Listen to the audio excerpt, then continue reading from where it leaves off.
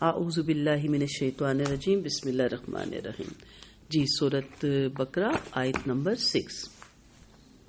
ان الذین کفروا، بے شک وہ لوگ جنہوں نے کفر کیا، سواء علیہم، برابر ہے اوپر ان کے، ہوا انذرتہم، آپ ڈرائیں ان کو، ام یا لم نہ تنذرہم، آپ ڈرائیں ان کو، لا یؤمنون، وہ ایمان نہیں لائیں گے. حضرت قتادہ رضی اللہ عنہ سے مروی ہے کہ ایک مرتبہ آپ صلی اللہ علیہ وسلم سے سوال ہوا، یا رسول اللہ صلی اللہ علیہ وسلم، قرآن پاک کی بعض آیتیں تو ہمیں ڈھارس دیتی ہیں اور امید دلاتی ہیں، اور بعض آیتیں کمر توڑ دیتی ہیں اور قریب ہوتا ہے کہ ہم نا امید ہو جائیں.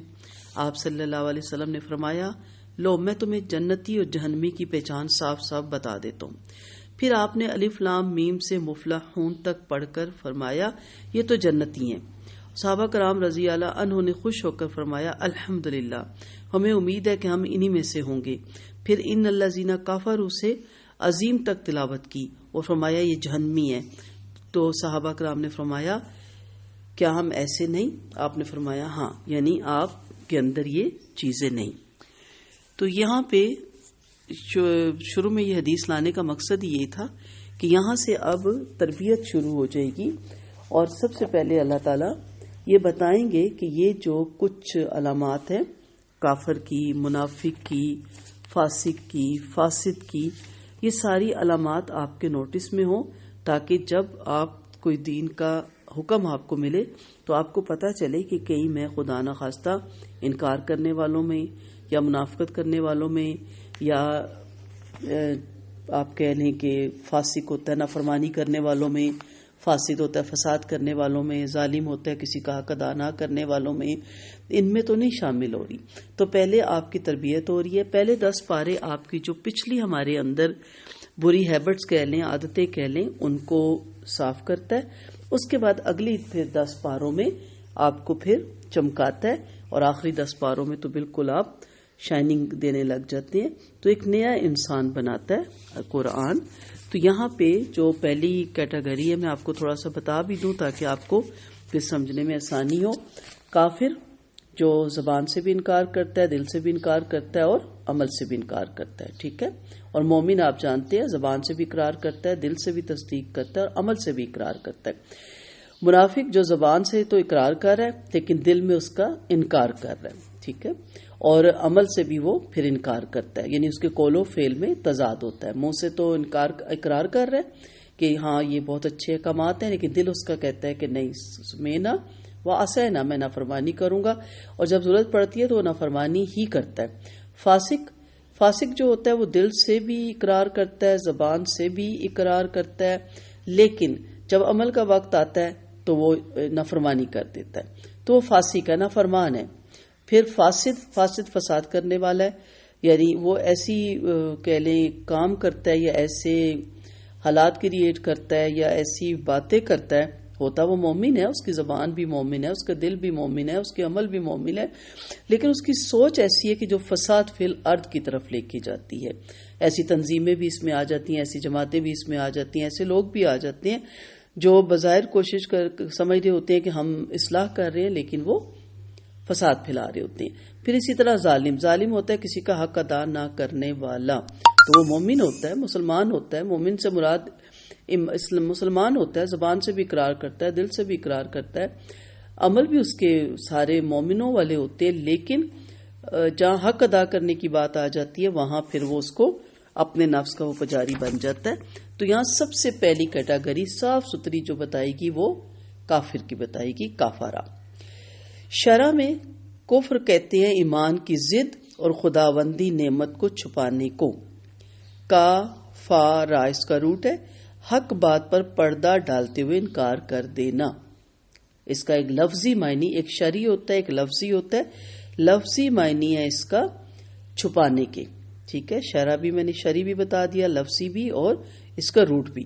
اسی طرح ایک لفظ آپ پڑھیں گے ابا، انکار کرنا، کسی بات کو قبول کرنے سے انکار کرنا، اڑ جانا، نہ ماننا، تسلیم نہ کرنا، وہ ایک الگ چیز ہے. لیکن کافارہ حق بات پر پردہ ڈالتے ہوئے انکار کرنا. تو یہاں کافروں کی کیٹیگری آپ کو بتائی جا رہی ہے، یعنی جو لوگ حق کو پوشیدہ کرنے یا چھپا لینے کے عادی ہیں، تو ان کی قسمت میں یہی ہے کہ انہیں آپ کا ڈرانا سود مند ہے اور نہ ہی ڈرانا. نبی کریم صلی اللہ علیہ وسلم کو یہ کہہ کے ان کی امت کو بھی یہ بتایا جا رہا ہے.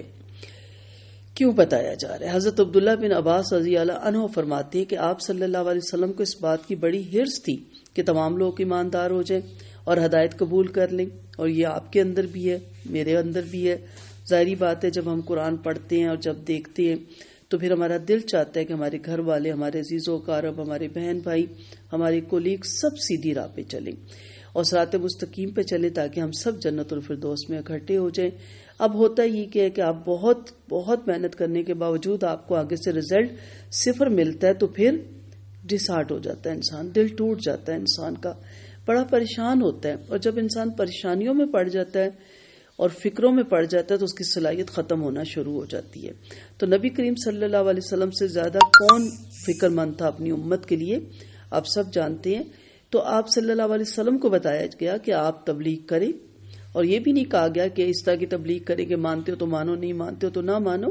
سنسیئر ہو کے، اپنی جان لگا کے، پوری صلاحیت لگا کے، پورا وقت لگا کے، نیت آپ کی خالص ہو، اللہ کی رضا ہو. آپ نفل بھی پڑھ کے دعا بھی کر سکتے ہیں امت کے لیے، اپنے رشتہ داروں کے لیے، لیکن اس چیز کو اپنے اوپر اس طرح سوار مت کریں کہ آپ جو لوگ سیکھ رہے ہیں وہ آپ کی وجہ سے متاثر ہوں اور آپ سمجھ رہے ہو کہ میرا فلاں نہیں مان رہا اس لیے میں ورڈ ہوں، اس لیے میرا دل ہی نہیں چاہتا کہ میں دین کا کام کروں کیونکہ میری اپنے بہن بھائی تو مانتے نہیں.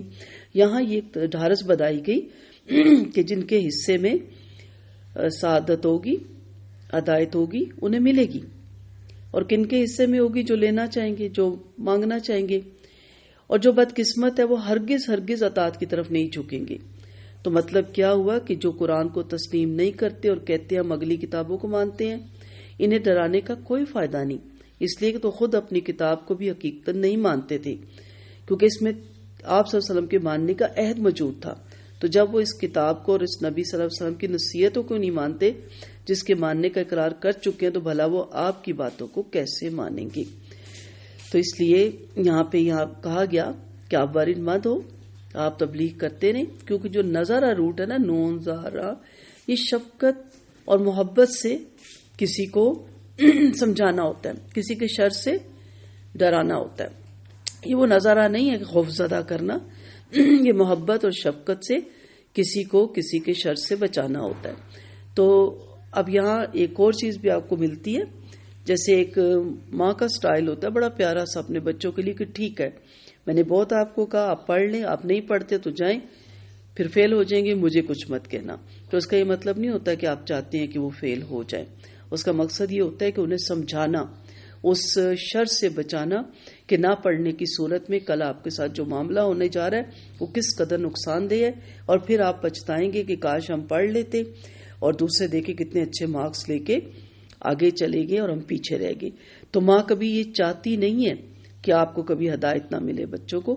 اسی طرح اللہ نے یہ نہیں کہا نبی کریم صلی اللہ علیہ وسلم کو کہ آپ تبلیغ کرنا چھوڑ دیں، اور نہ ہی اللہ یہ چاہتا ہے کہ اس کے بندوں کو کبھی ہدایت نہ ملے. یہ بڑا خوبصورت سٹائل ہے، کیونکہ ماں تو 70 ماؤں سے، اللہ تعالیٰ تو 70 ماؤں سے بڑھ کے زیادہ پیار کرتے ہیں، اور اپنے نبی سے کہہ رہے ہیں بتا دیا نا، بس چھوڑ دو ان کے حال پہ. اگر نہیں مانیں گے تو خود نقصان اٹھائیں گے، اور اگر مانیں گے تو خود ان کا اس میں فائدہ ہے. وآخر دعوانا ان الحمد للہ رب العالمین. سبحانک اللہم و بحمدک، نشہد ان لا الہ الا انت، نستغفرک و نتوب الیک. السلام علیکم ورحمۃ اللہ وبرکاتہ.